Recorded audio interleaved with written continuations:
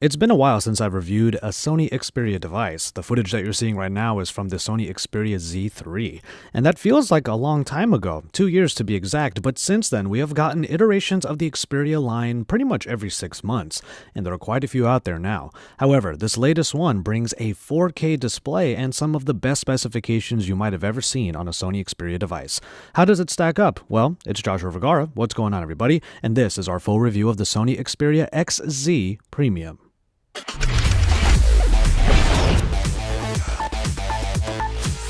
Now, while the word premium is in the name, it might not be the absolute best word to use for this phone's design. The premium is definitely a looker with glass-on-glass designs that sport a dark blue sheen, at least in our review unit. The translucent color shines beautifully and makes for a very sleek device. But the glass-all-over design is something that has been tried and true in the Xperia line before, and it makes for a phone that is ultimately all too familiar. Not to mention the fact that it smudges up via fingerprints all too easily, even after just a short time of usage. The screen is 5.5 inches, and we'll talk about that screen later. However, there's so much bezel on the top and bottom to accommodate the front-facing speakers and a few other bits and pieces. It just feels like this phone is a lot bigger than it should be. Especially when you consider how tall this phone is compared to other phones that we've seen this year that sport things like infinity displays or have 18:9 aspect ratios that allow for a slightly taller but also more narrow device all around. But despite all of this, the handling could be a lot worse. The flat bottom and the flat top help rest the phone squarely on a balancing pinky, and the rounded sides are good for a nice vice grip to keep the phone from slipping about. Thankfully, even if it did slip, the IP certification allows this phone to take a dip and still keep on going. But my favorite part about the XZ Premium's design is the tactile input. The power button, even if it's not the big silver power button that I remember from the Xperias I used to review, is really easy to find and is very tactile thanks to its concave design. And then below it, further down, is the dedicated camera button, something that I absolutely adore on this phone. In the previous 4K toting Xperia device, the high resolution was only used when 4K content was detected. In this case, it's 4K all the time. As far as specs go, this 5.5-inch display is 3840 by 2160 in total resolution, making for some of the sharpest rendering we've ever seen. And Sony has injected into this triluminous display its Bravia TV technology that allows for great colors and a lot of customization. When you go into the display settings, there are so many options to allow you to change not only the color gamut, but also the white balance, which allows for a very impressive amount of control. But let's get back to that 4K resolution. For all intents and purposes, having the resolution turned up to 11 at all times makes this screen really enjoyable. There is an upscaling that occurs when viewing anything below that high resolution, but that is where the Bravia capabilities come into play. Nothing looked overtly pixelated or blown up to the point of distraction. On the flip side, 4K native content is actually kind of hard to come by. If you're using Amazon Prime Video, that's one good place to watch some 4K content, but if you're on YouTube, you have to sort of dig through a lot of the 4K content that might be sprinkled about its library.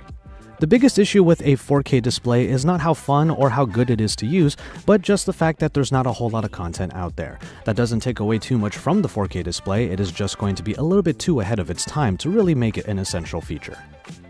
Now, one of the most enjoyable experiences I had on the XZ Premium was playing Final Fantasy IX for extended periods of time, and thankfully the sharpness and color in the game were still top-notch, but also there was powerful performance, thanks to the Snapdragon 835 that comes with 4GB of RAM, and together they allow for a very speedy experience. And I really mean it, the Android iteration on this phone is one of the smoothest and snappiest I have ever used, mainly because Sony have tweaked the animations inside of this software to make it feel that way. But I never had any problems with having multiple apps open, and plenty of them in the background still remained, and going in and out of different applications to multitask was also a breeze. It is not only a skin of Android, but it's enough of a custom build that it has caused a few holes. NFC is clearly marked on the back with an NFC icon. However, when trying to use this phone with Android Pay, it complained that this version of Android is too custom. This ROM made it trigger its security features, making Android Pay inoperable in my usage.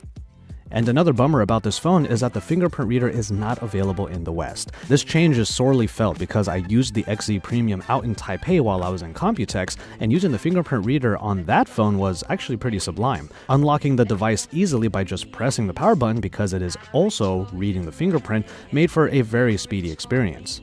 And as for the rest of the inclusions, the microSD card slot can be used as an extra SIM tray depending on what market you're using this phone in, and it bolsters the already included 64GB of onboard storage. The large bezels make way for those stereo front-facing speakers, which are small grills on the front that provide not necessarily a very loud sound, but at least a good stereo sound. And things get even better in the audio department when headphones are plugged in.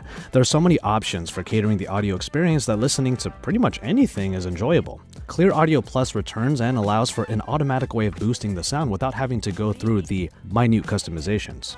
And there's even optional enhancement to make compressed audio sound more like lossless audio, called DCHX. To round it all out, noise cancellation is also built into the headphone jack when using a compatible headset. There's very little to complain about when it comes to the audio of the Sony Xperia XZ Premium. And finally, in battery life, this 3230 mAh unit actually does pretty impressive considering the 4K display.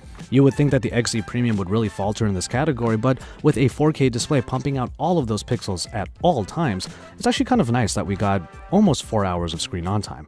I just want to say it one more time, I love this camera button. I just wanted to use that non sequitur to get to the camera of the XZ Premium. Really though, it's not all that I enjoyed about the camera. On the contrary, there's been a lot to like about this 19 megapixel sensor that can capture 4K video and super slow motion video at a whopping 960 frames per second. Before building up to that highest setting, there are a couple of other modes. A 120 frame per second mode where you can add the slow motion afterwards, or you can do just a one shot that gives you a 5-second super slow-mo shot if you can figure out where the best time to do it is. The main setting allows you to record a 720p video and then hit a button when you think that the slow motion will be most effective. It might be a little bit tough to find those perfect moments, but when you do get it, the results are pretty great. Unfortunately, the super slow-mo doesn't work very well in any condition other than maybe broad daylight, because even in mediocre lighting, it just looks like a smudgy mess. On the topic of video, I used the XZ Premium as basically a vlogging camera during a couple of days in Taipei and then out in New York. I enjoyed what videos came out of the 1080p mode, however, one of my gripes about the software is that you have to go into the extra mode selector just to activate 4K. It seems like one too many steps to get to a feature that should be easy to get to, especially for vlogging types like myself. But overall, the video experience was quite good, and the same could be said for picture taking. Superior Auto is still a great go-to in order to get the best possible shot given the scene, and tapping on any portion of the viewfinder to focus the camera allows it to track that portion for proper effect. Pictures get a great amount of detail given the 19 megapixels packed in, but color and exposure are pretty much where they should be. I did find in a couple of photos that exposure was just a little bit too high, but that was more than likely because it was trying to compensate for the dark area I may have tapped. In lower light, the XZ Premium is only really hindered by the slower shutter speed that needs to compensate for the f2.0 aperture. A slower shutter speed means that even small movements could blur the photo a little bit, especially if you're using that dedicated camera button to press the phone down. Portraits also get a little less love because of that slightly higher aperture. There is less of a bokeh effect compared to other phones like the Galaxy S8 as a result. But when the detail is as high as it is kind of a small trade-off. And speaking of portraits, the front-facing 13 megapixel camera does a pretty good job on its own. So, as the top manufacturer for the world's most common smartphone camera sensors, it's good to see that Sony is using its own hardware to great effect. And finally, we can talk about the software, a lighter edition of Android that comes in the XZ Premium, especially when compared to, let's say, LG and Samsung counterparts. The simplicity of this version of Android is pretty easy to see just at the home screen. It still uses an app drawer button, and you can swipe over, and Google Now is already built in. Sony's own applications, however, do fall into that redundancy trap. There are a few applications here that seem to be out of place when you consider that Google's own additions are already built in. The photos and video applications are right alongside Google Photos, and there's even a news aggregator that, while it does look pretty good, is right next to the Google Now that's, like I said, built into the home screen. It might seem a little bit counterintuitive, but one of the greatest strengths of the Sony Xperia XZ Premium is the fact that it doesn't try too hard with the Android software. And as we said before, the fact that it has been sped up, especially in its animations, really shows that this phone is really powerful, speedy, and incredibly smooth. The Sony Xperia XZ Premium is not going to be widely distributed on US carriers, which is a thorn in the side of Sony that they've been dealing with for a number of years now. However, it is available for $799 on e-commerce channels for unlocked editions, and this includes places like Amazon and Best Buy. And really, I have to say, it was refreshing to come back to the Xperia line after having such fond memories of the many that I used to review. And Sony's done a good job of keeping up with the competition. It's a little bit of a give and take though. A solid, even if kind of all too familiar design literally makes it shine, and the 4K display on a phone is a wonderful addition despite its lack of overall usefulness. But for anybody that hasn't visited the Sony Xperia line in a while, this might be one of the best times to check it out, and you can have one of the most forward-facing devices that Sony has ever created. As always, thank you guys very much for watching, and I hope you enjoyed this review of the Sony Xperia XZ Premium. It's kind of a mouthful, but then again, there are plenty of things to like about this 4K display-toting phone. There's a whole lot that you can really enjoy on this device, and if you haven't used a Sony phone in a while, well, this might be the time to check it out. Keep it tuned to Android Authority for even more, and more reviews and comparisons on all of the flagships that are coming in this year. Keep it tuned here, and don't forget to subscribe because we are your source for all things Android.